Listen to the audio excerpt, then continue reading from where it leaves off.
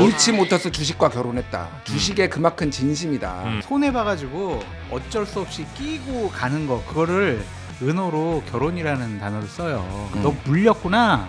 그래가지고 못 팔고 지금 계속 갖고 가는 거구나. 네, 다시 한번 이제 김건희 변호사들은 다시 한번 보석을 해줘야 된다라고 강력하게 주장할 것 같아요. 자칭 정치 천재의 비극이라고 봐요. 윤석열은 본인이 진짜 정치 천재라고 생각했어요. 대선에 나오자마자 한 번에 됐잖아요. 본인의 정무적 판단이 최고라고 생각을 하는 거예요. 이 정무적 판단이라는 게 윤석열은 지가 정치 천재라고 생각하고 김건희는 윤석열보다 지가 정무적 감각이 낫다고 생각하고 부부가 쌍으로 다 말아먹었다. 이 모든 정무적 판단들을. 또 하나는 겁대가리가 없다. 제가 보기에는. 대통령은 직접 지가 전화해서 누구를 넣으라 마라 하는 사람은 내가 알기로는 윤석열밖에 없어요. 그러니까, 그러니까 역대 최악의 정무적 감각을 지닌 두 불쌍. 한없이가 연시사 토크쇼 장르만 여의도 12월 10일 수요일 순서 시작하겠습니다. 반갑습니다. 조영진이고요. 어제 국회 모습들 보셨는지 모르겠습니다. 마이크 끄고 또 고성의 아주 우미의 나빠로 하여튼 별별 이야기들이 많이 나왔는데 그 모습도 여러분께 또 전해드릴 수밖에 없는 상황이 됐네요. 자, 그럼 오늘 바로 이 세 분과 함께 이야기 나누도록 하겠습니다. 장성철 소장님 어서 오시고요. 안녕하십니까. 네, 김준일 평론가님. 네, 안녕하세요. 반갑습니다. 예. 네, 목도리는 뭐예요? 목도리요? 더워. 아니 여기 실내에서 목도리 하고 계세요. 패션 아이템이에요. 패션 아이템. 멋으로. 그럼 댓글에 지금 머리 좀 감으라 정영지 이런 글이 계속 올라오고 있습니다. 이거 미용실에서 이게 한 머리입니다. 세팅한 그래요? 머리입니다. 네. 돈 주고 한 거야? 자연스러운 느낌. 네. 내추럴. 솔직히 얘기해봐요. 이게 아웃 오브 베드라는 스타일인데요. 네. 침대에서 막 나온 느낌. 그거 살리는 거예요. 그렇구나. 네, 싸지 않아요? 자, 그리고 패션을 잘 아시는 우리 신혜영 기자님 어서 오십시오. 네. 안녕하십니까. 네, 반갑습니다. 뭐 이렇게 바쁘게 하고 계세요? 마지막까지 뉴스 지금 정리하고 계시는 것 같은데 또 속보 막 들어온 것도 있는 것 같고. 있어요? 아니 인요한 의원 저 그만뒀다면서요. 적성이 안 맞지. 누가요? 인요한 선생님 그래요? 의사로 살다가 네. 그리고 병원에 가면 자기가 왕인데 여기 오니까 자기랑 비슷한 사람들이 한 299명 있는 거야. 그렇지. 그리고 솔직히 할 일이 없어요. 할 일이 있었는데 할 일이 없어진 겁니다. 인요한 의원이 뭐였죠? 의료 대란 났을 때 세브란스 병원 잡아주고 이거 문자 걸렸잖아요 그때. 예. 네네네. 근데 의료 대란이 끝났잖아. 더 이상 이제 의료 청탁을 받을 일, 예약 청탁을 받을 일이 없는 거야. 본인의 이제 임무를 완수하고. 임무 완수해요? 그만두신 거지 이제. 응. 그러니까 별로 진짜 심심했을 것 같아. 인연을. 적성이 안 맞고 할 일도 없고. 어쨌든 비례대표니까 다음 순번 이어받는 거죠. 네. 네. 변호사 출신 이거 받는다 하더라고요. 네. 자, 이건 그냥 단신으로 잠깐 전해드렸고. 궁금한 게 있습니다. 뭐죠? 그 방에 있는 보좌진들 다 인수를 받느냐, 이소희 인계를 다 하느냐. 다음 비례대표 의원한테. 네. 그래야 되는 거 아니에요? 근데 또 자기가 데리고 오고 싶은 사람이 있거든요. 그렇겠죠. 왜냐하면 자기 사무실에 네. 있는 사람들도 있고 네. 평소에 이제 기회만 엿본 거 아니에요. 다음 타자니까. 그래서 몇 명한테는 또 얘기해놨을 거라고. 나 하면 네. 무조건이다. 이런 근데 이제 얘기. 그 방에 있는 친구들은 다 이제 가고 싶어 할 텐데 그것도 정리되는 것도 아주 상당히 궁금합니다. 네. 자리를 유지할 수 그럼요. 있을 것인가. 자, 그러면 이런 이제 단신 말고 본격적으로 전해주실 소식들 우리 신혜영 기자님 다 끝나셨죠 이제? 네. 네, 한번 가보겠습니다. 네, 어제 정기국회 마지막 날이었잖아요. 본회의가 열렸는데 또 고성 끝에 파행이 됐습니다. 근데 어제 사실 쟁점 법안이 올라온 건 아니었거든요.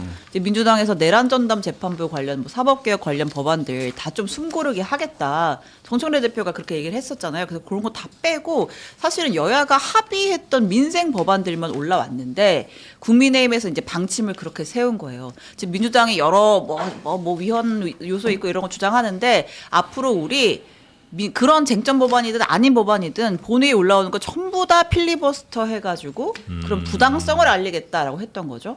그래서 나경원 의원이 단상위에 올라옵니다. 그러니까 그 법안에 반대해서가 아니고 네. 그냥 이제 모든 법안 뭐든 올라오면 다 필리버스터다. 하겠다. 이제 네. 그런 전략, 뭐 나름의 그런 걸 세우고 이제 나경원 의원이 단상에 딱 올라왔는데 올라오자마자부터 이제 신경전이에요. 이제 우원식 국회의장이 인사하셔야죠. 그러니까 좀 이따 하겠습니다. 라고 하면서 신경전을 벌이면서 단상에 서서 해당 법안이 아닌 이제 네. 민주당이 추진하는 그 내란 전담 재판부 설치법에 대한 비판을 계속 이어간 거죠. 네. 이제 그러니까 우원식 의장이 그거 지금 의제랑 상관이 없는 얘기잖아. 마이크 끄세요. 하면서 이제 논란이 벌어진 겁니다. 월권입니다. 누구의? 아. 우원식 의장의. 아, 그래요? 옛날에는 필리버스터 할 때 성경책도 읽었어요. 그렇죠. 그럼 원래 이제 상관없는 얘기도 많이 하긴 하죠. 많이 해요. 네. 그러니까 의제와 상관 그거를 성경책에서 이러이러한 얘기들이 있어서 이 법안과 연관된다. 그래서 이 법안 하면 안 된다. 이렇게 그니까 하면서 연결시키거든요. 그래서 우원식 국회의장이 좀 너무 월권을 한 것이 아닌가. 뭐든지 다 얘기할 수 그러니까 있어요. 관례랑은 안 맞을 수 있어도 월권은 아닌 거 아니에요? 그러니까 권한은 있는 거 아니에요? 그럴 수 있는. 또 그러네요. 또 권한은 있네.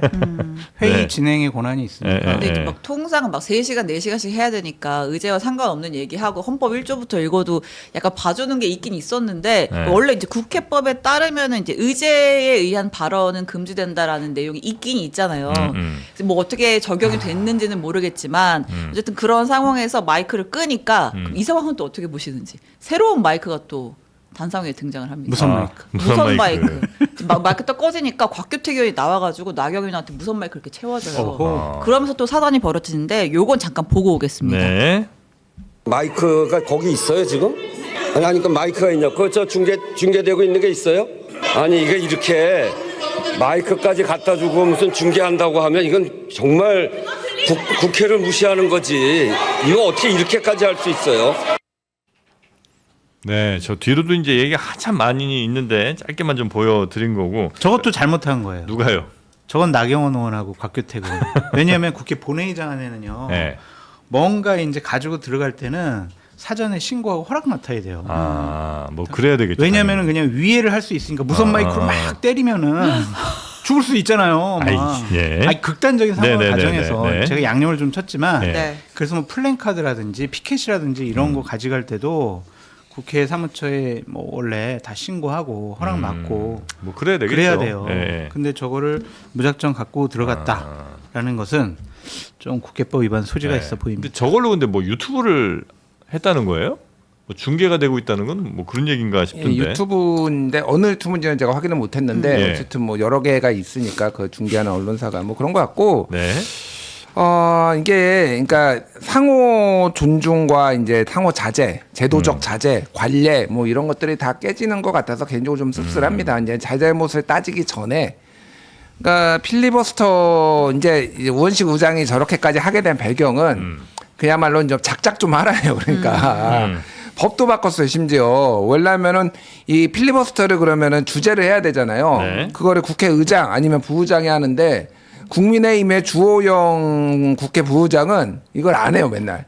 갑자기 해외 출장은 맨날 잡습니다. 한 번도 안 했어요. 필리버스터 하는데 맨날 어디 도망가고 안 하겠다 출장 간다 그러니까 빡쳤어요. 그러니까 진짜 저번에 그래서 그 어디 좀 가지 좀 마라. 주호영 어디 좀 가지 좀 마. 자리를 지켜야지 의장 부의장 서로 좀 바꿔가면서도 할 테고 한데. 예, 그러니까 지금 그렇게 하는 거예요. 근데 그래서 법을 바꿨어요. 아예 그래서 네. 국회의장이 지목한 사람이 네. 회의도 필리버스터 할 때는 회의를 진행할 수 있게. 이게 그러니까 너무 체력적 부담 뭐 이런 건데 지금 꼭 나경원 딱 올라와서 하는 걸 보니까 이것도 길어지겠네. 이것도 뭐 뒷목 땡기네 막 이런 상황이 된 것 같아요. 그러니까 짜증이 좀 우원식 국회의장이 올라왔는데 장성철 소장님이 말씀하셨듯이 예전에 관례들을 봤을 때 신문도 읽고 뭐 성경도 읽고 뭐도 하고 다 했단 말이에요. 그러니까 이거를 마이크를 끄는 것 자체는 그동안의 관례에는 맞지 않다. 다만 법상으로는 관련 있는 거를 하게 돼 있으니까. 근데 이제 뭐 나경원 의원도 이거 관련 있는 거예요. 뭐 이렇게 이제 또 주장을 하고 그러니까 이게 해소될 방법은 없다라고 생각을 하고 네. 민생 법안 합의했으면 그냥 통과시켜 줘야지. 그리고 이제 합의된 법안 올라온 건데 거기에 이제 필리버스터를 한 거잖아요. 네. 예. 그러니까 뭐 본인들이 여러 가지 이제 뭐 알리고 싶은 게 있겠죠. 지금 뭐 민주당의 이제 사법개혁과 관련된 법안들이 이게 독재다 뭐 이런 주장들을 하고 있는데 그거는 그거대로 주장을 하고 뭐 이거는 민생 법안은 또 통과시키고 뭐 이런 맛이 있어야 되는데 이거는 그냥 다짜고짜 다 하고 있고 예전에는 뭐 9월 달인가 그때는 뭐 50개 법안 이상 뭐 다 필리버스터 하겠다라고 하고 있고 그리고 그때 의원들이 국민의힘 의원들이 안 왔어요. 네. 필리버스터 할 때도 필리버스터 할 때 자기들이 필리버스터 하는데 그 연사만 빼놓고는 안 오니까 민주당이 빡쳐가지고 오히려 60명은 무조건 있지 않으면 이거 그냥 자동 중단된다 이런 법까지 지금 발의를 뭐 한 상황에 저는 그 법은 적절치 않다라고 개인적으로 생각을 하지만은 이게 서로 감정이 막 쌓이고 있다. 그래서 뭐 국회가 원래 싸우고 여야가 싸우는 거는 당연한데 이제 조금 좀 자제 좀 해라 서로 좀. 그 그러니까 생각이 싸우더라도 들어요. 좀 뭐 우리 어떤 법을 통과시킨 데서 이거는 뭐 국민들한테 손해다 이건 이익이다 이런 거 갖고 싸우는 건 괜찮은데 뭐 예산을 얼마 더 해야 된다 덜 해야 된다 그건 괜찮은데 이건 이제 우리 삶과도 사실 아니 그러니까 이게 관련도 제 없는 느낌은 어제 이거를 보면서 느낌은 네. 그 김우영 의원하고 박정원 의원하고 서로 감정 싸움하는 거랑 별로 차이가 안 보여요, 솔직히. 전에 예, 그냥 서로 너희 땡땡 나와. 문자 공개하고 서로 쌍욕하고 뭐 막 이런 거 막 이런 거 있었잖아요. 네. 이게 그거랑 무슨 차이가 있냐, 솔직히. 네. 예. 그래도 필리버스터는 소수당의 저항권이거든요. 네. 합법적인 의사진행 방해입니다. 그것은 국회법에 규정되어 있고 보장해주는 제도인데 의장이 좀 얘기 듣다가 이거는 의제가 아닌 것 같은데 중지해.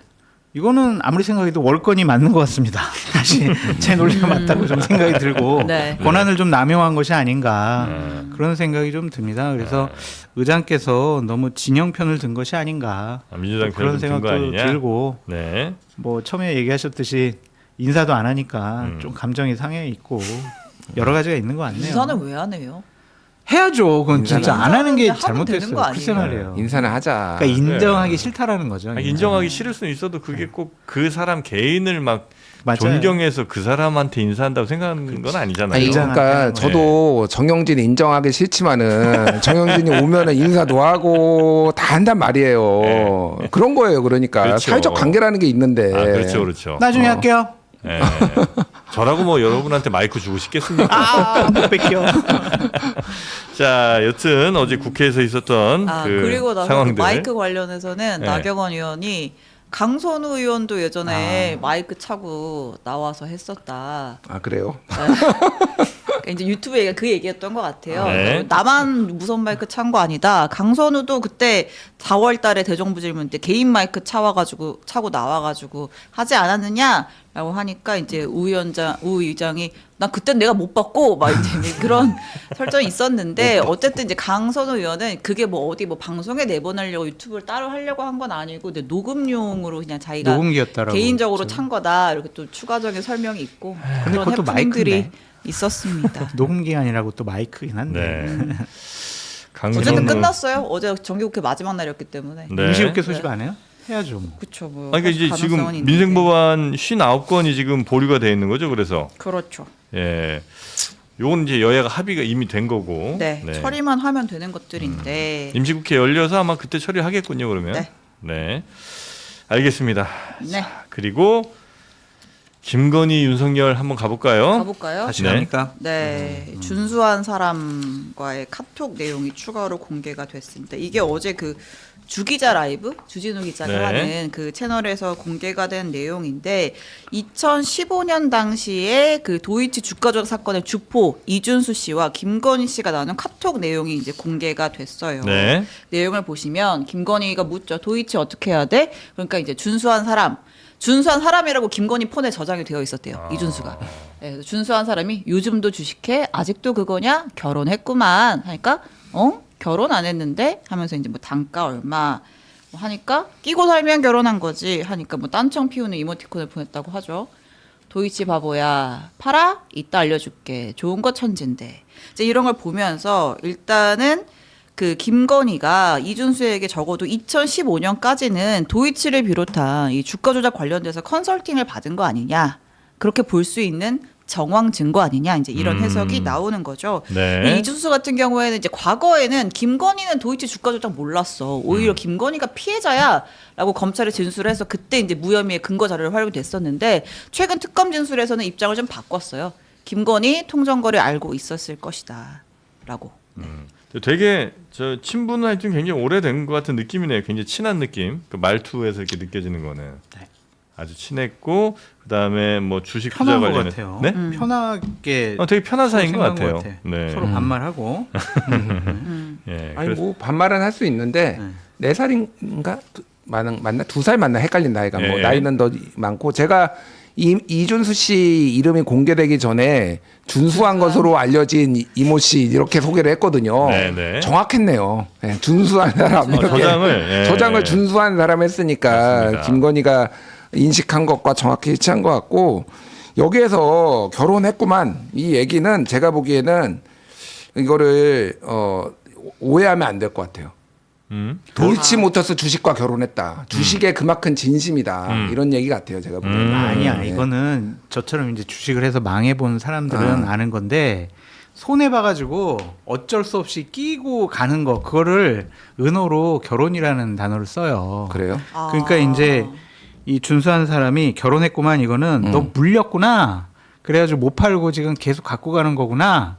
그러니까 결혼 안 했는데 4,500원이 단가야. 이거는 뭐냐면 나 이익이야. 그 얘기예요. 그러니까 그 얘기는 내가 한 거야. 그러니까 주식하고 결혼했다. 그 얘기가 이제 그 어떤 얘기한 뭐 거예요. 남자나 그러니까 뭐 이런 게 아니고. 남자가 맞아. 아니라 주식하고. 예. 이게 주식 모르는 사람들은 그냥 결혼은 결혼이잖아요. 네. 야, 너 결혼했어? 안 했는데? 이러니까 윤석열, 김건희 2012년에 결혼했는데 이제 이렇게 생각이 됐는데 주식 용어 중에 물려서 끼고 가면 저는 결혼했다 지금 이런 한 말이 있다는 거예요? 10번 결혼했어요, 지금. 주식으로 하면은. 지금 물려가지고. 그러니까 이제 팔고 싶어도 팔지도 못 못하고 팔아요. 헤어지지 못하는 상황을 이제 못하고. 결혼으로 비유한다 이거잖아요. 맞아요. 이게 왜냐면은 2015년 일이잖아요. 그러면 2012년에 그랬으면 결혼 3년 후인데 이 정도로 친한 사이면은 사실은 결혼한 거를 몰랐을 리는 없다. 윤석열과 결혼한 걸 예. 몰라서 그걸 물어봤다는 건 말이 안 되고. 그거는 말이 안 되고. 그러니까 도이치 주식과 결혼했냐 이렇게 예. 이제 물어본 거고. 예. 그거 안 했다는 게 이제 김건희 씨 얘기고. 어쨌든 준수 씨는 끼고 살면 결혼한 거지 뭐 이렇게 이제. 그렇지. 넌 이거 물렸구나 못 팔았지 아이고 내가 예전에 알려준 거 그거 샀어야 되는데 바보같이 누구 얘기 듣고 도이치 산 거야 막 이런 신란의 목소리가 있는 거죠. 네, 다시 한번 이제 김건희 변호사들은 다시 한번 보석을 해줘야 된다라고 강력하게 주장할 것 같아요. 그때 아, 근데 보석 네. 보석을 해야 되는 이유 중에 하나가 변호사가 직접 얘기한 거예요. 뭐래요? 특검이 불륜 프레임으로 언론 플레이를 하고 있는데 이것도 불륜으로 지금 보이게 이렇게 한 거 아니냐라고 하면서 김건희를 보석해야 됩니다. 이렇게 주장하지 않을까 그 생각이 들어요. 아니, 근데 지금 많은 분들이 왜 이렇게 좋게 해석해 주냐고 그러시는데 이거 좋게 해석해 주는 건 아닐 거예요 아마. 제가 좋게 해석해 이거 뭐 두 분이 다 지금 뭐 결혼을 그 주식과 이렇게 연관 짓는 게 김건희 실드 치는 거 아니냐고 그러시는데. 뭘 실드를 외쳐 내가 김건희를 네, 그런 건 전혀 아닐 거고. 1년 내내 욕하셨는 거 다 아니까. 그러니까 저는 3년 넘게 욕하고 있는데 그러니까 상식적으로 그냥 하라고 이준수랑 맨날 연락을 했던 게 이런 게 보이잖아요. 그러니까 네. 그런데 결혼한 지 3년이 지나가지고 결혼했구만. 뭐 이렇게 하는 게 이게 그렇죠. 상식적이냐고. 그러니까 뭐 결혼 뭐 안 했을 리도 그러니까 몰랐을 리도 없고 이거는 이쪽 언어로 보는 게 맞다라고 보고 맞습니다. 제가 이제 주목하는 거는 많은 분들이 얘기했지만은 도이치모터스 주가 조작과 관련해서 이준수가 이제 그거에 됐잖아요. 무혐의가 났잖아요. 네. 정말 무혐의가 나는 게 맞느냐 뭐 이런 얘기는 할 수 있지. 그런데 주진우 기자는 이런 걸 어떻게 입수했대요? 네? 그건 저도 모르겠습니다. 특검에서 줬나? 아니 주진우 그 편집위원은 조선일보 폐간시킬 거야 이 얘기도 입수해서 보도했잖아요. 그러면은 김건희 씨가 줬나? 김건희가 줬나 보다. 설마. 이거 불륜 아니다라고 준 건데 사람들은 다 불륜으로 해석하고 있고 뭐 그런 거 아닐까? 그럴 수가 있네. 네. 자, 그래서 요런 이제 톡이 나왔다는 거 먼저 좀 전해 드렸고. 네. 김건희 씨 측의 입장 그냥 제가 간단하게 네, 전하겠습니다. 네, 그러니까 특검이 특정 언론인에게 수사 자료를 제공하는 것으로 판단이 된다. 그리고 내연 관계를 암시하는 보도에 대해서는 관용을 베풀지 않겠다. 악의적인 허위 보도 참지 않겠다라고 했습니다. 네. 자, 김건희 씨 쪽 입장이었고요. 네, 근데 진짜 뭐 우리가 지금 뭐 결혼에 대한 해석을 했지만 이 사건의 본질은 이준수가 언제까지 도이치모터스 주가 조작에 가담을 했느냐, 김건희가 알았냐, 그거죠. 네, 내용에 좀 집중을 해서 네. 보시면 될 것 같습니다. 네. 자, 그리고 윤석열 전 대통령이 공천에 개입한 아주 뭐 스모킹건 같은 게 나온 거예요? 그냥 뭐 빼박 예. 육성이니까. 과거에 명태균 카톡 나왔을 때도 뭐 실질적인 고리가 없다라고 했지만 그거 내가 해주라 했는데 말을 안 듣네 나오면서 이제 게임이 끝났잖아요. 예. 비슷한 맥락에서 좀 보시면 될 것 같아요. 이제 그때는 대상이 뭐 김영선이고 했고 이번에는 김태우입니다. 네. 그 어떻게 강서구청. 또 JTBC가 이거 입수했어요? 진짜 궁금해요. 어떻게 했냐고요? 네. 열심히 했죠. 잘했죠. 네, 네. 열심히 했습니다. 존경합니다. 그러니까 이제 시점은 2022년 4월, 그러니까 윤석열의 당선인 신분으로 거슬러 올라갑니다. 그때 이제 막 돌았어요. 막 윤석열이 강서구청장으로 다시 김태우를 내보내려고 그치. 한다라는 게 돈 맞아요. 거예요. 그래서 당시의 지도부가 이걸 좀 확인을 하려고 했던 것 같아요. 진짜 당선인 김태우를 강서구청장으로 민다고요? 라고 하니까 윤석열이 실제로 지금 김태우가 이렇게 나와서 열심히 뛰고 파이팅도 있고 한데 내가 볼 땐 경쟁력도 있는 것 같은데 이거 밀어줘야 되는 거 아니야? 라고 지도부 얘기를 하면서 내가 이미 서울시당 위원장인 박성중 의원한테도 김태우가 괜찮으니까 한번 살펴보라고 얘기를 했어 라고 말하는 육성이 공개가 된 겁니다. 이거 한번 들어볼게요. 네. 김태우는 이제 강서가 뭐 그동안 나와갖고 뭐 떨어진 사람들이 뭐 있다고 그래서 하여튼 박성중한테 김태우가 그래도 좀 경쟁력이 있으면은 좀 한번 좀 살펴봐라 이랬는데 그건 이제 시작할 때 한참 전에 근데 얼마 전에 듣기로는 일단 이거는 뭐 여론조사하고 뭐 돌려봐야 되겠습니다 뭐 이런 얘기를 하더라고요. 그래 김태우는 저 파이팅도 있고 거기 누가 나오냐 뭐 해서 얘기를 들어보니까 뭐 그냥 그래 그래서 하여튼 좀 김태우를 좀 뛸 수 있게 하면은 내가 볼 때는 경쟁력이 있어서 저 구청장 자리를 찾아올 것 같은데. 근데 진짜 항상 느끼지만 말주변은 정말 없는 것 같아. 어떻게 이렇게 뭐 얘기를 이게 설득력 있게 잘 못하시나 하는 생각이 좀 들긴 하는데 여튼 핵심은 김태우를 밀어야 되겠다.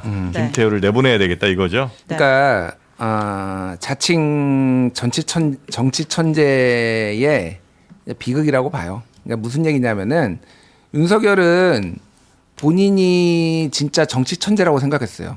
이거는 제가 얼굴 천재라고 생각하는 거하고는 차원이 다릅니다, 진짜. 예, 완전. 네. 왜냐하면은 대선에 나오자마자 네. 한 번에 됐잖아요. 하긴 남들은 막 몇 번씩 도전하는 예, 거. 그 선거라는 거를 처음 치러봐가지고 한 번에 됐잖아요. 처음 선거에 대통령 됐죠. 예, 대통령이 됐잖아요. 네. 그러니까 본인의 정무적 판단이 최고라고 생각을 하는 거예요. 야, 그래서 맨날 뭐 옆에서 이제 조언도 할 거 아니에요. 정치 오래 한 사람들이 예, 대통령님 뭐 이런 거 합니다. 이건 안 됩니다. 야, 네가 대통령 돼봤어? 뭐 거의 이런 식으로 주변의 조언을 개무시했다라는 거예요. 그러면은 여기에서는 전 두 가지를 봤는데 네. 하나는 이 김태우가 다른 것도 아니고 이제 뭐였죠? 공무상은 비밀 누설. 공무상 네. 비밀 누설을 가지고 이제 대법원에서 형이 확정이 돼가지고 그 구청장직을 잃었단 말이에요. 강서구청장 하다가 이제 예. 그 확정되면서 잘렸죠. 그거를 네. 한 달 만에 사면을 해줬어요. 그리고 몇 달 후에 또 지 때문에 생긴 보궐선거를 지가 나가라고 하면은 이게 정상적인 정무적 판단이냐. 뭐 얘가 경쟁력이 있든 없든 그렇게 볼 수도 있지. 네. 그러니까 마음에 들었던 거야. 그러니까 김태우가 왜냐하면은 이제 조국 민정수석 당시에 네. 이제 조국을 저격하고 그러면서 일종의 이제 우리 애들 중에서 제일 이쁜 애 중에 한 명이었던 거야. 파이팅 있고. 파이팅 있고, 네. 근성 있고, 뭐, 알겠어. 뭐, 있는지 없는지 모르겠으나, 근데 얘 때문에 보궐선거가 생겼는데, 얘를 다시 공천하는 게 이게 제정신이냐고. 그 검찰 수사관 출신이죠, 이 사람이. 김태우가. 그렇다가 이제 예. 민정수석실에 갔다가 예. 상응을 받았다 이런 걸로 감찰 받다가 갑자기 폭로하고 근데 그게 인정을 못 받았어요. 그러니까 공익적이라고 인정을 못 받아서 이제 그렇게 된 거고 제가 말하는 거는 이 정무적 판단이라는 게 그러니까 윤석열은 지가 정치 천재라고 생각하고 김건희는 윤석열보다 지가 정무적 감각이 낫다고 생각하고 부부가 쌍으로 다 말아먹었다. 이 모든 정무적 판단들을. 자아가 너무 비대해. 자아가 너무 비대한 거 하나. 또 예. 하나는 겁대가리가 없다. 제가 보기에는. 이게 그냥 우리가 현실적으로 인정을 하는 거는 역대 대통령들이 어느 정도 공천에 다 개입을 하거나 영향력을 행사를 합니다. 뭐 그거, 이 사람 네. 저 사람 우리가 네. 근데 다 알면서도 넘어가는 거는 일종의 방화벽들이 있고 해석에 할 수 있는 모호함들이 있게 만들어요. 대통령이 직접 지가 전화해서 누구를 넣으라 마라 하는 사람은 내가 알기로는 윤석열밖에 없어요. 그러니까 보통 이제 누구 시켜서 이 사람 괜찮지 않아? 요 정도 이제 느낌 주는데. 톤을 조절하면서 그것도 네. 오해 너무 살 수가 있으니까 만에 있게 하나 하죠. 품위 품위 있게 있게. 뭐 이런저런 정무적 판단도 논의를 했다 포장이 될 수 있게. 근데 이렇게 전화 직접 해가. 김건희도 다 전화한 거 아니야. 지가 전화해가지고 민정수석한테도 전화해, 법무부 장관한테 톡 보내. 지들이 다 했다가 지금 이게 다 부메랑을 맞는 거예요. 네, 그러니까 네, 역대 최악의 정무적 감각을 지닌 부부다. 근데 그 본인 생각이 들어요. 스스로는 천재라 생각하는 것 같다. 당시에 소문이 네. 그 윤석열 전 대통령이 김태우 씨에 대해서 정말 고맙고 감사하다라는 마음을 갖고 있다라고 얘기를 들었어요. 왜 네네. 그러냐면 당시에 대통령실 있다가 나오면서 감찰무마 사건 있잖아요. 유재수 네. 씨인가? 네. 그걸 막 폭로했잖아요. 그래서 그래서 조국 당시 민정수석을 곤란하게 하고 문재인 정권에 무너뜨리는데 그 물꼬를 텄다. 일조를 했다. 이렇게 생각을 하고 있대요. 그래서 아. 김태우 씨를 그렇게 좋아한다고 그러더라고. 아. 우리가 왜 김태우냐? 그거 가지고 상당히 이제 정보를 파내려고 했더니 그런 답이 왔었는데 네. 상당히 무리하고 잘못된 행동을 했다. 음. 참 별짓을 다 했구나 그런 생각이 듭니다. 보통 네. 그 공천 문제와 관련해서는 어떻게 하냐면요, 당에서 사무총장이 대통령실 가가지고 정무수석하고 얘기를 합니다. 네. 그래가지고 좀 어느 정도 협의를 하고 그 다음에 정무수석이 대통령한테 보고를 하고 정무수석을 통해서 다시 사무총장한테 가고 그래서 이제 협의를 하는 거거든요. 근데 이렇게 일방적으로 해줘 좀 괜찮은 애야 경쟁력 있다니까 이런 사람 처음 봤어요. 그러니까 이렇게 여기면 얼마나 끈끈하겠어요. 그러니까 김태우 입장에서도 만약에 난 이렇게 잘렸는데 법적으로 처벌받아서 난 선거도 못 나가는 사람인데 또 대통령이 돼갖고 그 어르신이 나를 사면까지 해줘서 석 달 다시 만에 부활시키고. 부활시켜서 그 자리에 또 넣어주려고 그래. 와 이건 뭐 무조건 충성이지. 목숨 걸고 제일 충성이죠. 억울한 사람은 김기현 대표예요. 본인은 반대했거든. 네. 웬 김태우 그랬더니 갑자기 김태우 해야 돼라고 밀어붙이니까 예. 아씨 어쩔 수 없어. 가서 선거운동했어. 김태우가 졌어. 네. 너 때문에 선거 졌잖아. 너 당연히 물러나. 아. 쫓아내버렸잖아요. 당시에 김태우가 17%포인트가로 맞아요. 대패를 하고 네. 결국은 김기현 대표가 사퇴를 하고 그리고 나서 공천 책임론 불거지면서 총선도 그렇지 폭망하고 총선까지 그렇게 이제 그때 아마 폭망했지. 이철규 의원이 사무총장인가 했었을 거예요. 네. 그래가지고 당시 이제 어떤 일이 있었냐면 전국에 있는 시군구 의원들도 다 강서에 와가지고 선거 지원 유세를 해라. 그래서 총력 기울여라. 네, 강서에 있는 식당에 가가지고 무조건 다 밥을 먹어라. 그러면서 우리는 김태우 선거운동하러 왔다. 이렇게 해가지고 조직력으로 한번 승부를 보겠다. 그러한 선거운동도 했었죠. 그러니까 네. 저는 이게 얼마나 근시안적이냐면은 이제 질 가능성이 뭐 본인들은 이긴다고 생각했지만은 여론조사도 돌고 그러면은 대충 알잖아요. 그렇겠죠. 그러면은 김기현은 일단은 이거는 공천 안 된다. 다른 자리 주시라. 차라리 직접적으로 당을 생각하는 당 대표라면은 그렇게 버텼어야 되는데 다 예스맨들만 있으니까 그렇게 못했다가 당이 몰락하는 과정에 지금 본인이 한 거고. 강서구청장만 해야 되나? 그렇게 좋으면은 김태우가 대통령실에 부르면 되지. 대통령실 불러도 되고 아니면은 대통령이 임명할 수 있는 자리가 얼마나 많습니까? 네. 그럼 그런 자리 주면 되는 거예요. 그러니까. 근데 굳이 본인이 정치 천재라고 생각하는 이분은 내가 얘를 파이팅이 넘치는 애니까 이길 수 있다라고 끝까지 이제 밀어붙였다가 이렇게 된 거예요. 그러니까 이게 남들이 다 문제가 있다라고 얘기를 하면은 들어야 된다. 뭐 이거는 저는 이제 반면교사거든요. 윤석열 반면교사가 이 정권 뭐 이 다음 정권도 많이 있어야 된다. 문제가 네. 있다고 지적을 하면은 그거는 들어야 되고 정무적 판단들을 좀 존중해줘야 된다. 정치 오래 한 사람들의 그 생각이 들어요. 네. 근데 이때 선거운동할 때 거기 맨날 끌려가서 제일 골치 아팠을 사람, 그다음에 윤석열 녹취도 등장하는 당시 서울시당 위원장 이제 박성중 전 의원이잖아요. 그러니까 저희가 당시 이 내용이 있었다라는 거가 뭐 파다하게 돼 있고 취재를 하는 과정에서 박성중 의원한테 물어봤어요. 실제로 윤석열한테 그런 압박 받으셨어요? 근데 계속 답변을 안 했단 말이에요. 그런 적 없다 부인하거나 묵묵부답으로 일관했는데 본인도 얼마나 좀 짜증이 났겠어요. 그래서 이제 주변에다가 자꾸 윤석열이 나한테 이런 거 시켜 저런 거 시켜 하면서 약간 괴로움을 토로를 했는데 그걸 또 저희가 그 녹취를 확보를 대단하다 했습니다. JTBC. 그거 잠깐 들을게요. 네. 좋아하는 거 아니야? 지금이니까 내 이야기인데 내가 서울시당 위원장이고 그때 인수위 간사였잖아. 강수도 밀어붙이고 그 상황이 강수도 밀어붙이고 지금 내가 밀어붙이고 다 밀어붙여가지고 지금이니까 얘기한다. 여기 땡땡이 좀- 누구예요? 여기 그걸 여기- 땡땡 물어보시면 안 되죠. 그 물어보셔서 대답할 것 같으면 땡땡 했겠어요? 네. 아니, 이건 저희가 땡땡은 좀 더 보완 취재해서 또 땡땡을 내용을 깔 건데 근데 약간 유추해 볼 수 있는 것 중에 하나가 그 김건희 특검팀이 네. 이준석 전 대표한테 관련 자료를 좀 받은 게 있다고 해요. 그러니까 2024년 윤석열 전 대통령이랑 이준석 대표가 통화하면서 이준석 대표 측이 녹음을 했던 파일이 있는데 그걸 이제 특검에 임의 제출을 했다라는 거거든요. 이제 그 내용에 보면 뭐 지방선거 재보궐선거에서 강서구청장, 강원지사, 대구 수성을 성남 분당과 보선 이런 지역들이 좀 특정이 돼서 좀 공천을 압박하는 내용들이 담겨 있었던 것 같습니다. 네.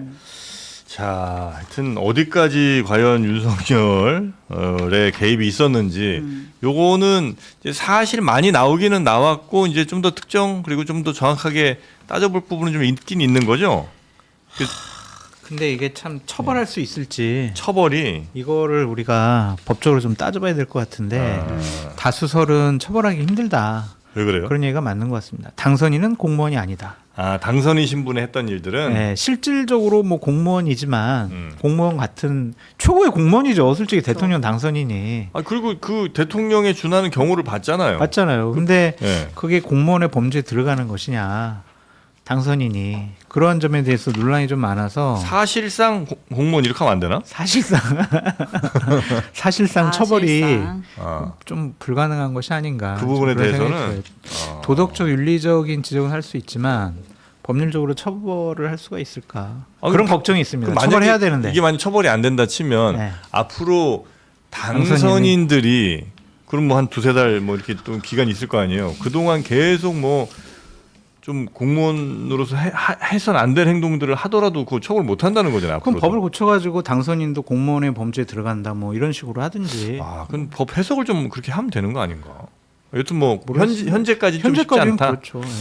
네, 저는 오히려 처벌이 가능하지 않나 그 생각도 들어요. 네. 그러니까 뭐 잘 모르겠습니다. 잘 모르겠는데 왜냐하면은 여기에 대통령 당선자에게 부여된 권한이 당선증을 받아서 당선자 신분이 되면은 그 다음에 대통령에 준하는 지위와 예우를 보장받아 현 부처의 업무보고를 받고 차기 정부의 관료 인사권도 행사할 수 있고 그리고 대통령직 인수에 관한 법률에 따라 인수위원회를 설치를 하고 그리고 강요 후보자 건증하여 인사청문회도 거치게 할 수 있다 이런 것들이 이제 대충 다 나와 있거든요 법에. 그러니까 사실은 거의 모든 권한이 다 주어진 거예요. 현실적으로 그렇잖아요. 그리고 신문 제일 세잖아요 그때.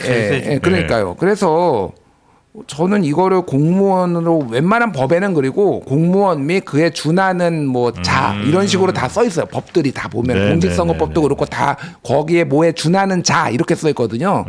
그 준하는 자에 해당될 것 같아요. 제가 보기엔. 그래서 이거는 해봐야 알겠지만은 근데 이제 이거 자체가 당무 개입 자체를 이제 처벌할 수 있느냐가 차라리 논쟁이 있어요. 예, 당무 개입 자체를. 이게 그러니까 협의한 거다. 협의한 거고 의견도 못 내냐. 이런 건 뭐 이를테면 인사 청탁해서 걸리면은 추천한 거다 나.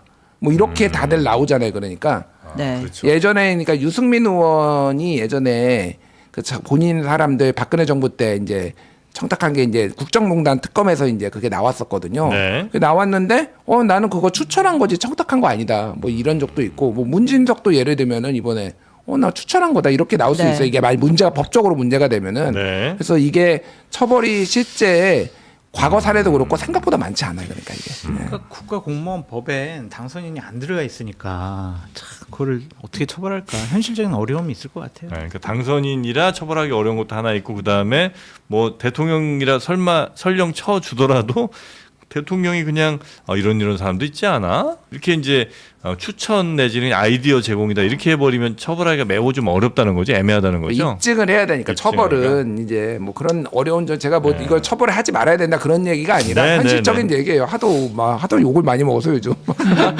그만 좀 욕하세요.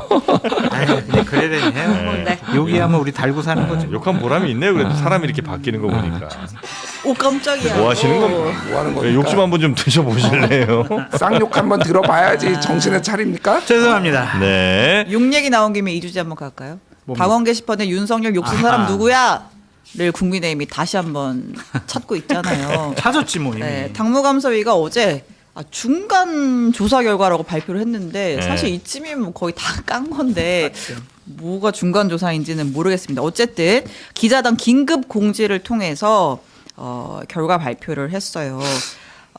실제 그 윤석열 전 대통령 비방 글을 보니까 A, B, C, D 네 사람 주요 인물이 있는데 당원 명부 확인한 결과 한 전 대표의 가족과 이름이 같더라. 음흠. 네, A는 부인, B는 장인, C는 장모, D는 딸과 이름이 같더라라고 했고 휴대폰 번호 끝 네 자리도 같더라. 이건 사실상 얘네가 동일입니다.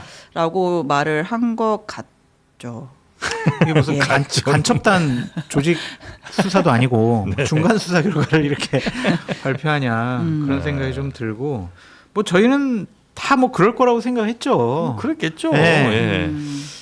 근데 이제 전 이건 양비론으로 갈 수밖에 없는데 네. 한동훈 대표가 그냥 당시에 아유 나는 몰랐어요. 우리 가족 중 누가 알아보니까 그런 거 했네요. 죄송합니다. 뭐 조금 뭐 불쾌하게 해드려 죄송해요. 근데 이런 것도 여론이라는 건 잊지 않으셨으면 좋겠네요. 이 오케이. 정도. 그 좋은데 그때 네. 이거 익명 게시판인데 왜 이거 왜 하죠 조사를? 막 이제 이런 식으로 나왔잖아요. 잘하시네요. 톤이 매우 비슷한데요. 그러니까 네. 이제 또 공격하는 쪽에서는 쭉 봐라. 아니라고 한번 해보자. 했지 분명히. 맞다라는 걸 증명하기 위해서 막 네. 그런 거 아니에요? 그런데 이거를 또 조사를 해가지고 또 발표를 하고 그걸 또 한동훈 대표 공격하는데 이용을 하고 그것이 좀 지금 국민의힘의 사정상 맞느냐 네. 그런 생각이 들고 당시에 한동훈의 측근이었던 장동혁 현 대표는 이거는 당을 지금 뭐 깨자라는 거 아니냐 막 하면서 이거를 밝히자고 하는 쪽을 또 공격했거든. 그런데 지금은 또 반드시 밝혀. 문화일보 이현종 논설위원이 얘기한 인간말종 장해찬이랑 손을 잡고 장해찬 그 멸콩 TV에도 나가고 여의도연구원 부원장을 이렇게 임명하려고 하고 있잖아요. 장해찬 앞에 붙는 그 수식어였죠 방금 좀 아까 네, 그거는 제가 얘기한 게 아니라 그냥 스치듯 소개시켜드린 지나간 거. 거고 문화일보. 이현종 논설위원께서 이제 하신 말씀이에요. 예. 그러니까 이게 참 웃기다고요. 이게 상황을 쭉 보니까 저기 나의 친구가 되고 한마디로 당이 개판이라는 것을 네. 이 당무 게시판 감사와 그 과정 중에서 벌어진 일들을 보면은 네. 우리가 알 수가 있어요. 창피하지도 않냐? 그런 생각이 듭니다. 일단 네. 여의도 연구원 부원장이 된 장해찬 됐어요? 뭐 내정됐다 내정. 내정 아니 그러니까 뭐 어쨌든 그렇게 인신 모독을 해도 되는 겁니까 인간 인신모독이 말종이라고? 아니라 저는 예? 그냥 그분 말씀을 소개시켜 드린 건데 자꾸 왜 그러세요? 저는. 어떻게 매번 장해찬이 나올 때마다 인간 말종으로 알려지? 이거 사람들이 잊어버릴까봐 아, 요건 이제 상기시켜 드리는 거예요. 고의성이 충분히 인정될 아니에요. 겁니다. 예, 법원에 가시면 아니에요. 예. 이제 아니 뭐 장해찬 안 좋아할 수도 있고 저도 뭐 비판 많이 하는데 이제 인간 말종 얘기는 그만 붙이자 우리.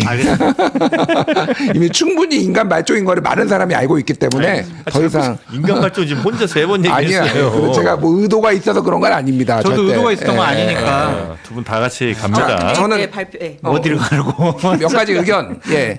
저는 사과는 타이밍이 중요하다고 생각해요. 예. 그리고 그 타이밍을 놓치면은 사과하기가 더 어려워지는데 그럼에도 불구하고 안 하는 것보다 하는 게 낫다라고 저는 생각을 합니다. 그게 한동훈한테도 장동혁한테도 똑같이 적용된다. 네. 일단 장동혁이 이거를 지금 이 시점에 깐 거는 뭐겠어요. 당내 본인에 대한 공격이 지금 엄청나고 네. 사과 안 한 거 가지고 지금 당이 뭐 주호영, 뭐 윤한홍 등등등해서 당내 중진들이 다 윤석열 나쁜 놈이다 절연해야 된다 이런 얘기하고 있으니 본인이 이제 궁색하니까 이게 시선을 돌리려고 한 거는 누가 봐도 명백하잖아요. 사과를 해야죠.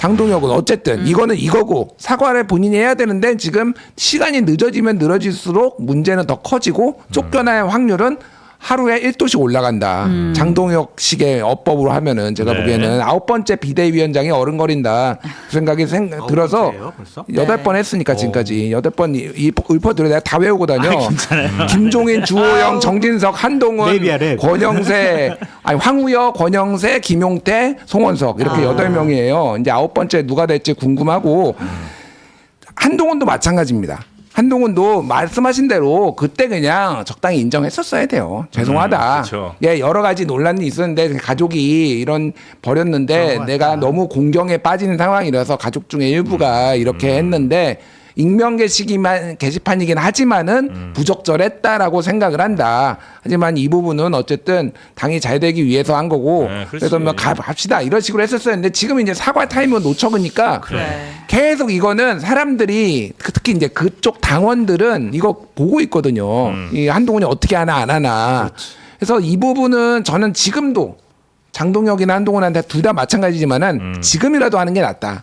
예, 하는 게 근데 이제 낫다. 이 게시판 글 내가 몇 개 보다가 확실히 진짜 가족이 썼구나라고 싶은 게 검사 때도 수사는 한동훈이 다음, 유는 술만 먹음 뭐 이런 글도 있거든요. 그거는 근데 사실에 가깝습니다. 그건 진짜 사실에 가까워 이미 저도 그렇게 알고 있기 때문에. 아 그래요? 네. 이런 건 가족이 굉장히 맞는 느꼈어요. 네.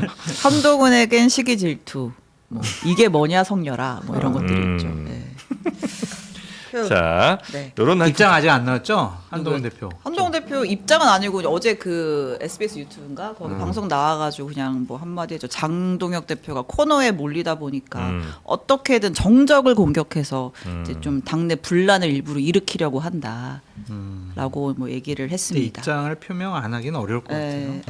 아 단계 관련해서는 뭐 따로 뭐 맞다 아니다 이런 얘기는 없었고. 없었고 네. 입장 표명해야죠. 네. 자, 아무튼 얘기 나온 김에 네? 국민의힘의 내분 양상이 이제 계속 표면화가 되고 있는데 그 친한계 사실 친한계와 대표격은 아니지만 그 친한 친윤 싸움의 그 대표적인 사례가 있잖아요. 예전에 모 기자 결혼식에서 아시죠? 박정훈 의원이 이철규 의원한테 안녕하십니까? 했더니 너나 알아? 라고 했던 니 누구니? 네, 그게 되게 대표적인 기싸움 에피소드로 알려져 있는데 아무튼 그 이제 박정훈 의원이 그 이철규 의원의 정계 은퇴를 촉구하는 이제 글을 올렸어요. 정계 은퇴? 그러니까 이제 보통 우리가 윤핵관 뭐 4인방이라고 하면 이제 뭐 권성동, 장제원, 윤한홍, 이철규를 꼽는데 이제 권성동 의원은 지금 들어가 있고 장제원 의원 고인돼 있고 윤한홍 의원 같은 경우에는 뭐 어쨌든 내가 배신자 소리 들어도 이번에 사과해야 된다 엊그제 글 올려서 또 논란이 되고 있잖아요. 근데 여기에 대해서 왜 이철규 너는 핵심 찐윤 오브 찐윤이면서 아무 소리도 안 하고 있어? 너 정계 떠나더니 총선 출마하지 말던지 어떤 식으로도 책임져야 되는 거 아니야? 라는 이제 글을 올린 거죠. 박정훈 의원이 이철규 의원을 저격하면서. 저격을 이제 제대로 했는데 네. 여기에 또 장해찬 전 최고가 참전했습니까? 그렇습니다. 네. 장해찬 전 최고가 참전을 해서 네. 지금 누가 누구더러 윤석열 김건희 정부 때 꿀 빨았다는 거야. 김건희 여사와 가장 가까운 사이로 출마만 하면 당선되는 꿀 지역에 단수 공천 받은 사람 누구 아니야? 지 아니야? 지잖아. 주어는 원래. 없어. 그 뒤에 보면 이제 그런 내용도 있지만 누군지 다 알지? 너 아니야? 라고 하니까 여기에 이철규 의원이 또 좋아요를 눌러줬습니다. 아 그래요? 네. 하여튼 놀고 있네.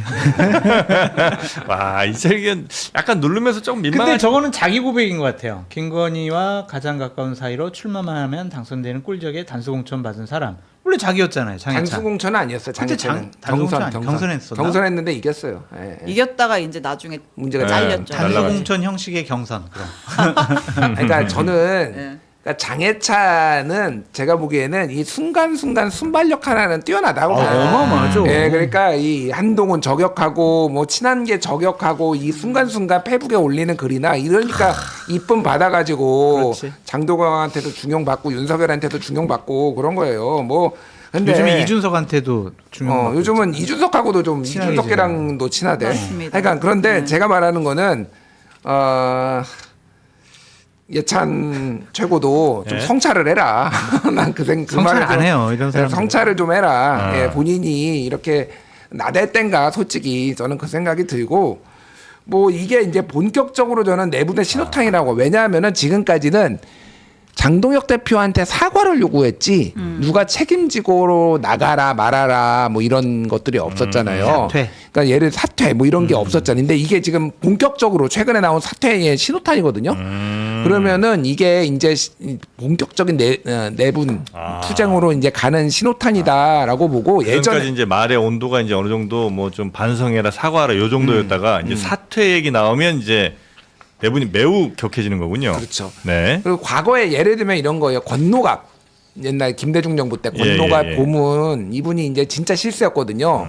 그때 근데 소위 말하는 천신정이 권노갑 일선에서 뭐 사퇴하라 물러나라 이렇게 하면서 정풍 운동을 벌였어요. 네. 그때가 이제 천정배, 신기남, 저기 정동영, 천신정 이 세 명의 의원이 소장파 같은 소장파들이 그 당시엔. 그러면서 이제 소위 말해서 이제 민주당 내부에서 이제 그때는 새천년 민주였나 그러니까 그 내부에서의 권력 투쟁이 본격화됐거든요. 그러니까 그래서 권노갑이 실제 물러섰어요. 그래서 네네네. 일선에서 뭐 그런 일들이 있었습니다. 그래서 이게 누구를 사퇴하라고 하는 거는 이거는 보통 일은 아니다. 예, 저는 그렇게 봐요. 본격적인 이제 예. 갈등이 시작된다.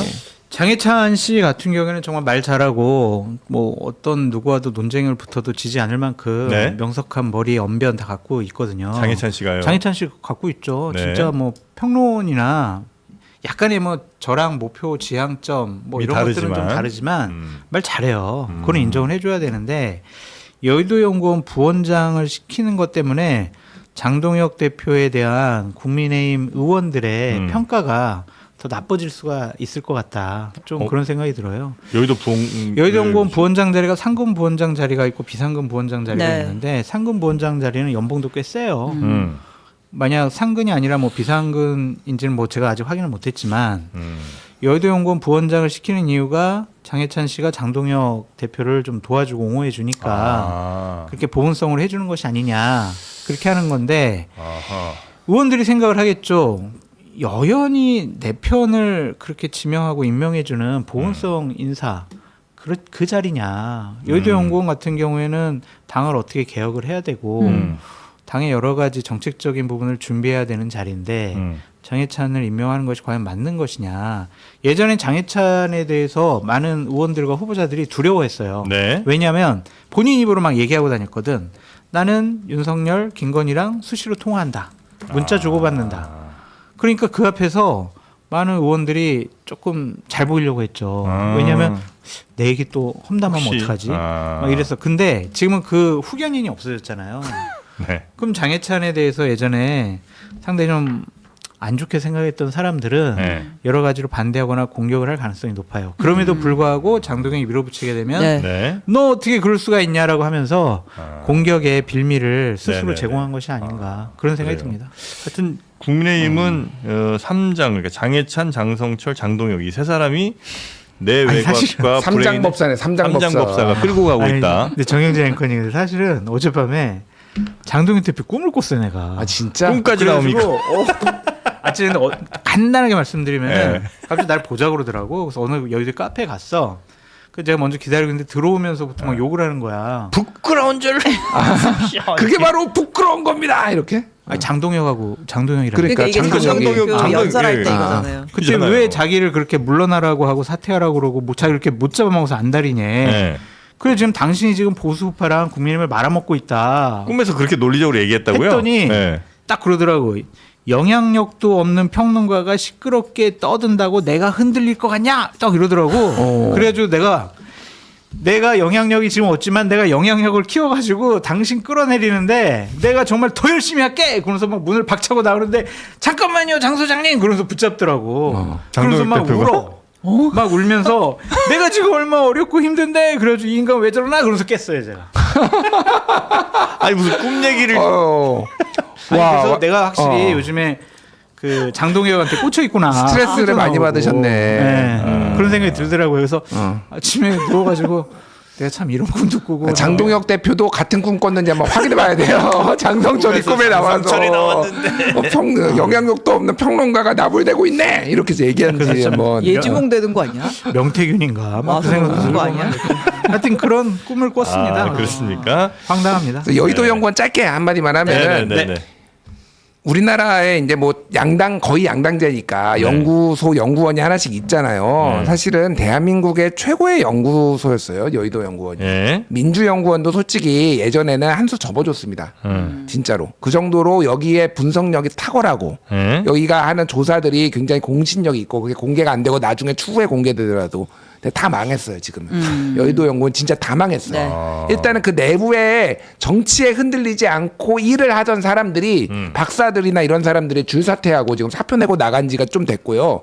이게 지금 이상한 사람들이 막 꽂혀 오면서 정치에 막 흔들린 거예요. 그러니까 그 대우도 막 이상하게 되고 그러면서 완전 다 망했어요 여의도 연구원. 그래서 지난번 총선 때도 이상한 분석 보고서 내고 지는 게 뻔한데 네. 그 참패하는데 뭐 이길 수 있다 이런 얘기 내고 막 이렇게 된 거예요. 그러니까 제가 말하는 거는 근데 그 여의도 연구원에 좀 미안한 얘기인데 장해찬을 한다고? 그냥 그러니까 대표 특보를 시켜주지. 아니 그러니까 이게 안 맞는 거예요. 그러니까 여의도 연구원은 여의도 연구원의 기능에 맞는 거를 살려야 돼. 제가 보기엔 보수가 살아나려면은 정무적으로 흔들리지 않고 냉철하게 볼 수 있는 이런 조직들을 좀 건강하게 해줘야 돼요. 맞아요. 근데 여기에 장해찬을 꽂는다라는 거는 장해찬의 그 능력과 상관없이 잘못 쓰는 거예요. 왜 장해찬을 대변인을 시켜 차라리 그러면은 그렇지. 이상한 데 쓰는 거예요. 장해찬을. 아니면 연수원장 시키든지 당 대표 뭐 특보 시키든지 이게 맞지. 당대표 특보. 근데 여의도 연구원 부원장을 시킨다라는 거는 뭔가 좀 월급 나오는 자리 좀 챙겨주려고 하는 것이 아닌가. 그 상근 자리를 주려고 하는 것이 아닌가. 네네. 그런 생각이 좀 드네요. 여의도 부연구원장. 네. 아, 월급이 꽤 되는군요. 몰랐습니다. 한 7천 정도 될 거예요. 아, 연봉. 다만 이제 장해찬 씨가 예전에 그 여론조사 회사에서 잠깐 있었어요. 아, 네. 경력이 있어요. 예, 그래서 뭐 그런 거를 본 것 같긴 한데. 여연의 여론조사 전문가 차고 넘쳐. 맞아. 거기는 지금. 네. 자, 그리고 통일교 관련된 뉴스 좀 가볼까요? 네, 통일교 관련 소식이 좀 파장이 커지고 있습니다. 그 통일교 청탁 핵심 인물로 지목된 윤영호 네. 본부장 오늘 결심 공판이 오후 4시에 있거든요. 오. 이 사람이 지금 입에 관심이 쏠리는 거예요. 왜냐하면 특검 조사에서 사실 우리 민주당이랑도 많이 접촉했거든. 이라고 이제 진술을 했기 때문이죠. 2017년부터 2021년까지는 국민의힘보다 민주당과 더 가까웠다. 라고도 얘기를 했고 또 2022년 통일교 행사 앞두고 현 정부가 이재명 정부 장관급 인사 4명과 또 접촉을 했고 2명은 한학자를 직접 만났다 이런 식의 진술을 했었고요. 네. 이제 그러다 보니까 오늘 공판에서 뭔가 좀 뭐 민주당 현역 정치인의 실명이 공개되는 거 아니냐 이제 이런 관측이 나오는데 이제 실명이 한번 공개된 분이 있죠. 그러니까 윤영호의 주장입니다. 특검 진술에서 내가 전재수 장관한테 현금 3천에서 4천만 원 그리고 명품 시계 2개를 건넸다 이렇게 진술을 했다고 합니다. 물론 전재수 장관은 전부 허위다. 금품을 받은 사실이 일체 없다라고 전면 부인했습니다. 네. 자, 물론 뭐 아직까지는 우리가 뭐 팩트라 볼 수는 없고 이제 주장이 좀 있는 건데, 근데 이제 통일교에서 과거 정권에서도 아마 뭔가 금품을 건네고 유력 인사들에게 꼭 뭐 전재수 장관은 아니더라도 네, 네. 그런 일들은 있었을 것 같은 느낌은 좀 들어요. 왜 윤영호 씨가 네. 이 나도 민주당 쪽과도 여러 가지 뭐 관계를 텄다. 돈도 주고 까르띠에도 주고 했다. 그 의도가 뭐냐라는 거는 어제 김준일 평론가님이 정확히 분석을 해주시더라고요. 그래서 김준일 평론가님이 말씀하시면 알 것 같아요. 아, 그 소개 멘트를 지금 이렇게 하신 거예요? 자, 그럼 소개 받으신. 그러니까 김준일 윤영호는 지금 네. 일단 제일 중요한 거는 본인의 이제 가명이잖아요. 네. 그래서 윤영호의 상황은 이제 참 어머니를 배신한 통일교 쪽의 상황은 이제 배신자예요. 그러니까 쉽게 얘기를 하면 네. 지가 살기 위해서 교를 배신하고 참 어머니도 배신하고 뭐 이런 상황이에요. 사실은 그래서 고립무원인 상황입니다. 그러니까 뭐 고립무원이라는 게 뭐 다른 게 아니라 뭐 통일교를 등에 업고 있는 상황이 아니라는 거예요. 제가 말하는 건 뭐냐면은 윤영호가 그러면은 아무것 이게 진짜 100% 없는 거를 얘기했을 가능성이 높지 않다라고 보는 게 맞아요. 그러니까 다만 이게 정말로 그 디테일들이 다 맞느냐 아니냐는 검증을 해봐야 되겠지만은 이게 완전히 근거가 하나도 없으면은 본인이 문제가 생기는 거잖아요. 네. 이런 상황에서 이거를 굳이 할 거냐. 그러니까 이 진술을 그리고 8월 달에 이미 했다라는 거예요. 네. 그러니까 그때는 이미 특검하고 협조를 해가지고 내가 감형을 받아야 되는 이런 필요성이 있으면 본인이 아는 거를 다 불었다라고 보는 게 맞을 것 같고, 통일교의 입장에서 보면은 통일교는 그러니까 2012년에 이제 문선명이라는 그 통일교의 큰 별이 진 다음에 네. 이제 통일교가 많이 흔들리기 시작했어요. 그래서 그때는 원래도 사실은 이 통일교는 정치하고의 굉장히 유착 관계가 굉장히 맞아요. 강했거든요. 예, 맞아요. 미국에서도 그랬고 일본에서도 그렇고. 그런데 이제 본격적으로 이제 돈을 좀 막 뿌리기 시작합니다. 예. 그게 이제 일본의 자민당에 그렇게 막 돈 뿌리다가 아베가 이제 피습당하고 살해당하고 뭐 이런 일까지 벌어졌잖아요. 예를 들면 트럼프한테도 이제 대선 2020년 이후에 대선 떨어진 다음에 네. 트럼프가 3번을 통일교 강연을 했어요. 영상 강연. 그 오프닝하고 33억 받았어요. 250만 달러. 30분, 그러니까 10분씩 3번 하고. 근데 트럼프의 존재가 필요한 거죠. 그러니까 그런 그렇죠, 식으로 그렇죠. 합법적으로 불법적으로 정권이나 권력과 줄을 내기 위해서 돈을 계속 뿌려왔다. 그럼 문재인 정권 때라고 안 했겠냐라는 건 합리적인 거고, 왜냐하면은 통일교가 해외 사업, 해외에 퍼뜨리는 거하고 문선명이 특히 북한에 관심이 많았어요. 그래서 북한하고의 갈등이 생겼을 때 예전에 박정희 때 이럴 때는 문선명 통일교 통해서 중재하고 막 이런 일들도 빈번히 있었습니다. 네. 그 정도로 영향력이 있었기 때문에 문재인 정부 때는 아마 북한과 관련된 사업을 하기 위해서 이렇게 해서 이쪽에 뚫었을 거다. 그리고 윤석열 때는 이제 또 이제 뭐 캄보디아나 이쪽으로 이제 뚫었을 거다고 보는 게 합리적이고, 다만 이 숫자나 범위는 문재인 정부 때 사람이 더 많을 가능성이 높아요. 왜 그러냐면은 윤석열 정부 때는 다이렉트로 윤석열 김건희를 뚫었기 때문에 소위 말하는 잔잔바리들하고는 더 이상 상대할 필요가 없었던 거야. 권성동 통해서 윤석열 김건희 대통령을 뚫었는데 V제로를 뚫었는데 뭐 여기 그 뭐 잔잔바리들 뭐하러 상대해. 근데 이때는 오히려 돈을 뿌렸다거나 접촉을 했다라면은 숫자는 더 많을 수가 있겠다. 근데 이제 이거의 심각성 여부는 네. 정치적으로 판단하는 거니까 뭐 달라질 수 있겠지만은 예. 윤석열 정권이 훨씬 더 심각하다고 보지만은 네. 개별 의원들이 이거에 연루된 사람들은 문재인 정부 때가 더 많을 것 같아요, 제가 보기엔. 아, 그래요? 예. 한 15명 이름이 나오더라고요. 예, 뭐 네. 그 정도 그리고 뭐 나오는 것 구체적인 같습니다. 이름까지 다 오제 막 돌던데 네. 참 이것 때문에 민주당이 좀 상당히 곤혹스럽고 시끄럽고 네. 자칫 잘못하면 내년 지방선거 구도 자체가 많이 흔들릴 수 있겠다.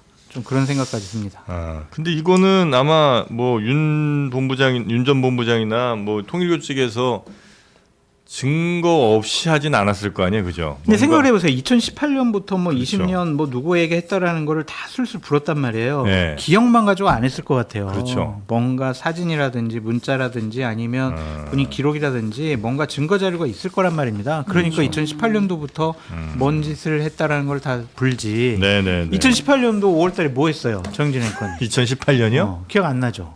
그러니까 이게 뭐 메모가 있으면 우리가 그렇죠. 기억할 수가 그러니까 있는데. 이게 아예 이제 한겨레나 몇 군데 보도가 지금 예. 계속 나오고 있는데 한겨레 보도를 읽어드릴게요. 예.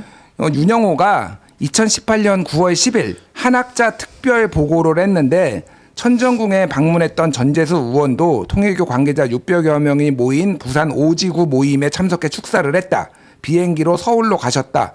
우리 일에 적극 협조하기로 했다라고 한학자한테 보고한 게 2018년 9월 10일에 있다라는 거. 방금 말한 게 상상력으로 말한 게 아니라 이런 게 권성동 잡을 때도 그렇게 된 거 아니에요. 그러니까 네. 이게 그러니까 이런 류의 것들이 있어요. 그러면 이제 지금 미국에 가 있는 전재수 의원이 이런 그날에 무슨 일이 있었는지 뭐 이런 것들이 있었는지 이제 설명을 이제 해야 되는 상황이 온 거죠. 그러니까. 네. 나 그날 거기 없었는데 네. 여기 봐봐 딱 이렇게 증거 자료를 네, 내세워요. 네, 이게 네, 네. 특별보고 문건도 있고 이제 그래서인지 특검에서 그걸 바탕으로 진술을 했겠죠. 그래서 조금 디테일은 있습니다. 그래서 전재수 당시 의원이 천정구에 방문해서 한 총재를 직접 만나서 인사를 했고 네. 시계도 뭐 2개의 박스에 나눠서 전달했는데 의원이 이런 거 받아도 되나라고 하면서 받아갔다. 까르띠에와 불가리였다. 이런 식의 내용이 있는데 일단 본인은 전면 부인하는 상황이고요. 금품 수수 의혹은 전부 허위다라고 이제 네, 얘기를 만난 했고. 적도 없다, 허위다 이렇게 부인을 하고 있습니다. 특검의 수사의 공정성과 편향성에 대해서는 지적하지 않을 수가 없습니다. 네. 8월달에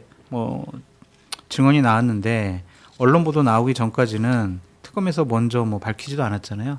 언론에서 문제가 되고 정치권에서 상대 공격을 받으니까 이제서야 국수본에 넘겼어요. 어제 이제 이렇게 발표를 했잖아요. 네. 이거는 민주당을 봐주기 위한 것이 아닌가. 그렇게 공격을 받아도 특검은 할 말이 없을 것 같아요. 근데 이게- 네. 여러 가지 이제 파장이 있는데 이게 특검 오늘 이제 매일경제 보도에 따르면은 특검 수사팀은 이거 민주당 것도 수사해야 된다라고 했는데 특검 윗선에서 이거를 보류를 시켰다라는 거예요. 그래서 윗선들은 다 왜 그런 거예요? 그러니까 뭔 수사팀의 이견이 없었다라고 브리핑했던 게 거짓말일 가능성이 높고 그러면 이제 그 특검의 윗선이라면 이제 민중기부터 특검보까지 이제 그 사람들이겠죠. 네. 그 사람들이 이 본인들이 정무적 판단을 해서 이거를 미룬 거냐? 아니면 이제 사람들의 의심들이 뭉게 날 수밖에 없는 거죠. 민주당에서 주도해서 만든 특검이니까 지금 민주당을 봐준 거야? 민주당 사람들은 그럼 이거 몰랐어? 뭐 예를 들면 이런 식으로 이제 신뢰의 위기가 지금 왔다. 특검한테도 지금 번지면 이제 정권한테도 이게 제가 그래서 지금까지 왔던 민주당의 위기 중에서는 제일 커 보여요. 이게 지금. 그래요. 예, 왜냐하면 이거 수사를 안 할 수 없고. 계속 들어가고 일부는 공소시효가 지금 몇 개월 사이에 지난 거가 있단 말이에요. 왜냐하면 2018년 거는 이게 윤영호가 2018년 8월에 불었는데 예를 들면은 아까 전에 읽었던 거는 2018년 9월이에요.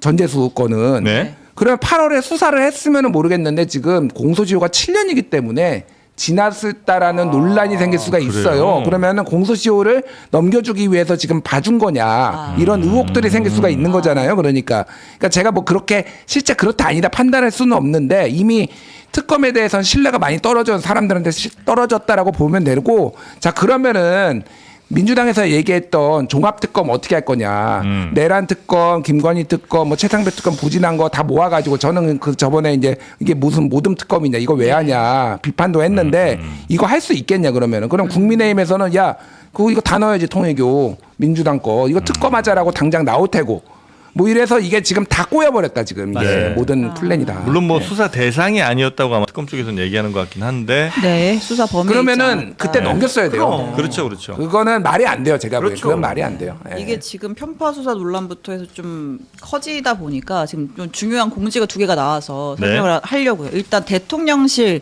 대변인실발 공지가 있었습니다. 대통령 대변인실. 네, 이재명 대통령은 특정 종교단체와 정치인의 불법적인 연루 의혹에 대해 여야 지위 고하와 관계없이 엄정하게 수사할 것을 지시했습니다. 거기 이제 이재명 그러니까 편파 수사 민주당 봐주기 아니냐라는 논란이 불거지니까 네. 이 수사 여야를 막론하고 관계없이 엄정하게 해야 된다. 네. 이런 입장을 낸 것 같고요.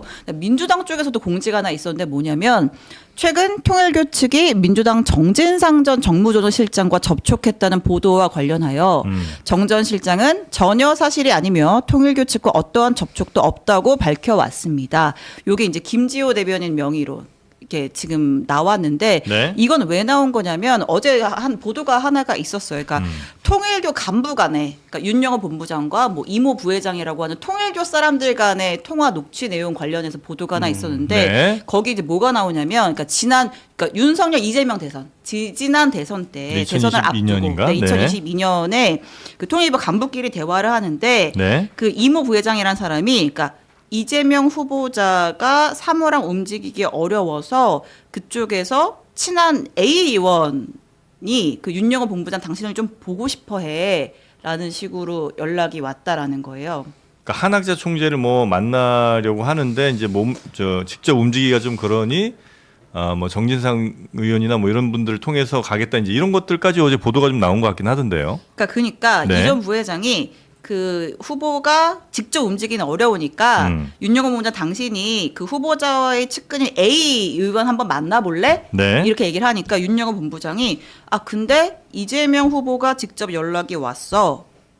직접 총재를 뵙겠다고 했어. 이재명 후보 당시 후보가 직접 연락이 와서 그러니까 그게 측인지 네. 당사자인지 모르겠어요. 일단 이제 보도에 나온 내용을 네. 제가 전합니다.